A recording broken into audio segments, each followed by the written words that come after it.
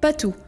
Soit à retrouver le quotient décimal au centième près par défaut de cette division.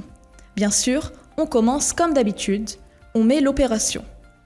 Si on prend le 2, ça ne va pas. Alors, on essaie avec 22 divisé par 7. Ça fait 3, parce que dans le 22, il y a 3 fois le nombre 7. Multiplions 3 par 7, en retranchant, on obtient le nombre 1. Ainsi, on a terminé le premier cycle qui va toujours se répéter. Un cycle consiste de 3 étapes, diviser, multiplier, puis soustraire. Mais on abaisse tout d'abord un chiffre du dividende et on obtient 16. Et maintenant, on répète le cycle. En divisant le 16 par 7, on obtient 2. En multipliant 2 par 7, on obtient 14. Et en retranchant, on obtient 2.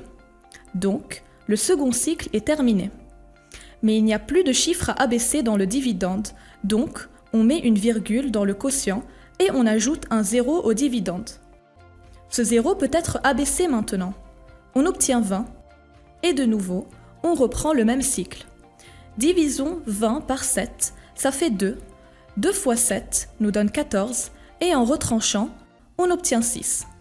Étant après le virgule, on a le droit à chaque étape d'ajouter 0 au dividende et de l'abaisser. Ensuite, on obtient 60 divisé par 7, ça fait donc 8. 8 fois 7 nous donne 56.